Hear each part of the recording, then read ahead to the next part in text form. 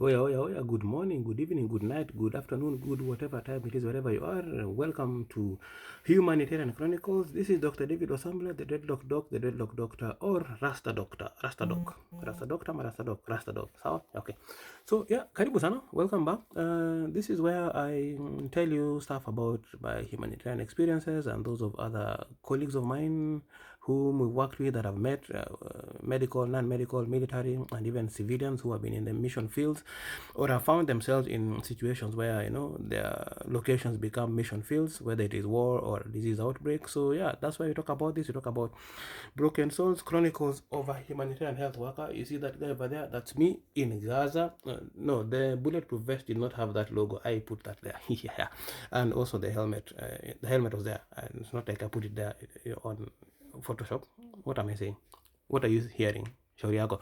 Yeah. So yeah, I'm the author of Broken Souls, Chronicles of a Humanitarian Health Worker, which highlights the plight of humanitarians, the struggles we go through, the masks we have to wear to hide the struggles we go through when we're in the field, so that the people we are serving do not feel the weight that we feel. And we take off the mask in the evening or at home and we cry, we collapse, we break down, we drink sometimes, we smoke sometimes, we find ways to silence the noise in our heads. The other day, somebody asked me, "Why do you listen to that movie so loud? Are you deaf?" And I'm like, "No, there's so much noise in my head." That was literally 4 days ago.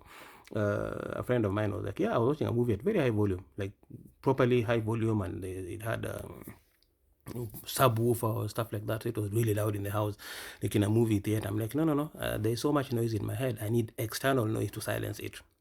That's me. I don't know about you. I don't know about you, fellow humanitarians. I don't know about you, fellow emergency responders. I don't know about you, people who are in the field or that do the work that we do. I don't know about you. You're watching me. How do you silence noise in your head? Me, I have noise in my head. I do this, the dogs barking and birds singing in my head. Yeah, easy too. Yeah, so yeah, how we cope, how we struggle, how sometimes we do not cope, how sometimes we are not able to manage the trauma and the stress and the pressure and the pain that we carry in our lives, in our hearts, in our souls, in our minds. Hence, broken souls. We are breaking basically every single day. Our souls are broken every single day, and we need to get it fixed, and we need someone to fix it. So the conclusion of the book is a call to action for mental health support for all humanitarians, for all responders, for all who are working in the mission fields, working in the trenches, helping people, saving lives, sacrificing their own lives, putting their lives at risk on a daily basis. So why am I calling today? Why are we on the call today? Why are we on this post today? So as I keep saying that when I was with Dr. Festus, Dr. Quick One, on his podcast, we were talking about what needs to be done.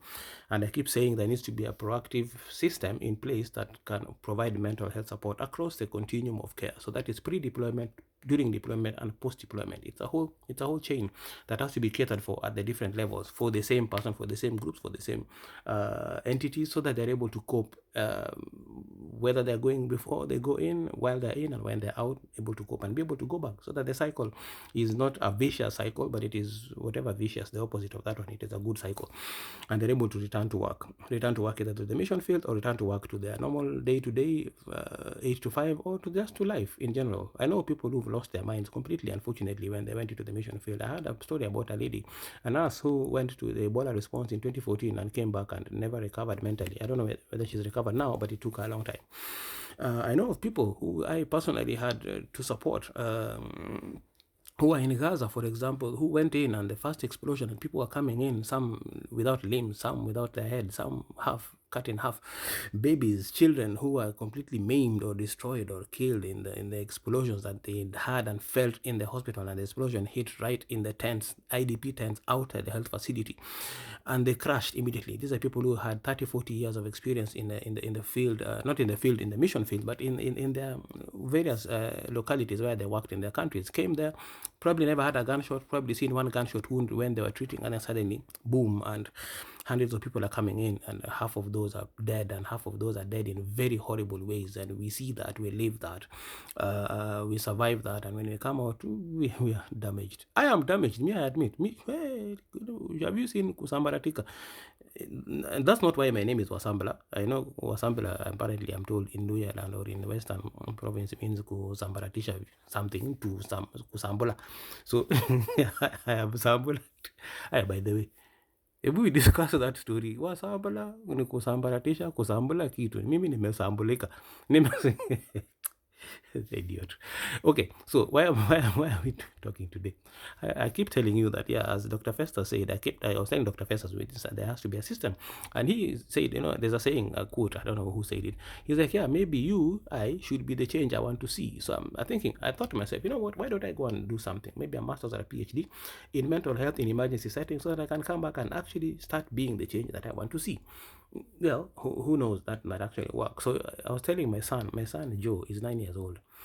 I tell you, sarcasm I think is genetic, because both my mother and my father were very, very sarcastic people. They were hilarious. My dad used to talk very few words, or he was whooping us, caning you. It wasn't beating us up, it was like punishing us, disciplining us. Corporal punishment was his way of showing love and showing discipline and fixing us. Yeah, but yeah, both of them, when they were very sarcastic. So my son the other day, I'm telling him, hey, so he was like, Dad, what are you doing? I'm like, yeah, so tomorrow I need to go to school and check for my school. I want to go back to school. He's like, Dad, you're old. Yeah, he was like, bruh, you're old. You can't go back to school. I'm like, really, boy, really? I don't know if you've seen those two muscles that sometimes I have, which I'm getting back to. I just came from the gym now. So I don't know if he sees that. No, he sees that, but he doesn't care. The boy doesn't care. Should see him kicking meat, some taekwondo kicks in the kitchen when I'm cooking, and I'm like, why are you attacking me? And he's like, yeah, that's what you get for what? For being my dad. So apparently I'm a punching bag. Yeah. So he told me, then I told him, no, you can't say that. I need to go and study. I need to go and do some more, academic stuff. He's like, Dad, you're too old. You can't sit in a chair for long. Your back will break. So now if your son tells you that, if your son tells you that, and he's your last born and 9 years, what do you do? What would you do? That's being told badly. Kuambiwa vibaya. My feelings got feelings. Anyway, so I went to school. Nevertheless, I went to check the school. There's other videos you've seen that I'm going to post. I went to check out Queen Margaret University here in Edinburgh. Interesting what they're doing. Interesting, and I'm quite intrigued. I hope things work out and I'm able to join maybe the PhD program, so that we see how it goes. Anyway, bottom line is, please remember to buy Broken Souls Chronicles of a Humanitarian Health Worker. The next closest event that's coming up about this book is going to be on the 21st of March 2026 at the Kenya Museum Society Pop-Up Market at the Nairobi National Museum from 9 a.m. to 5 p.m. 21st of March, 9 a.m. to 5 p.m. Free entry. There'll be lots of stuff. Other than just the books that we will be selling as new authors or as Kenyan authors or as new kind of authors, 10 of us or 11 of us will be there. You'll come and find us there at our tables, selling our books, talking about our books. Come, talk to us, engage with us, ask us the questions you want to know about the stories behind the stories. How did I become Baba Boy in Houses of Kawangware? How did I become the watchman in Eveready? How did I become a stand-up comedian when I was still doing medicine? How did I become an actor? How did I become a scriptwriter? How did I become a humanitarian? How did I become a mental health advocate, an advocate for people living with disabilities? How did I become all that?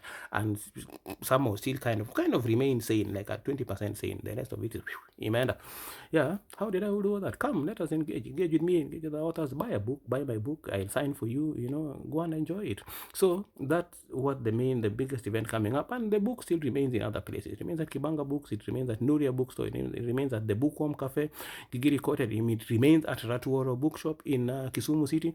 It remains at the Organic Farmers Market. The Organic Farmers Market in Karen at La Terrace, Grace's bookstand. You'll find the book there. It remains on Amazon.com and on Kobo.com. Hopefully other bookshops will pick it up. Let's see. I just spoke to a wonderful gentleman earlier today at 4 in the morning, 4 here, but that was 7 o'clock there, so he was awake. I was awake anyway. Yeah, so pop in. Karibu sana. We hope to see you there, and have a wonderful day. Sindio? A wonderful day, a wonderful weekend, have it wonderful. I know you have free will to have not a wonderful one, but me, I'm wishing you a wonderful one. You will never say that it's me who told you have a bad one. This guy he's innocent. Gentle kijaya. That's what someone told me that day. He was like, hey boss, nilikuwa ukikuja nikaogopa anuba guy, lakini vile umeingia unakaa umetia. I'm like, yeah, I might be a bit big, but I'm a gentle giant. I guess, I hope. Kwaheri, adios, have a wonderful time. See ya.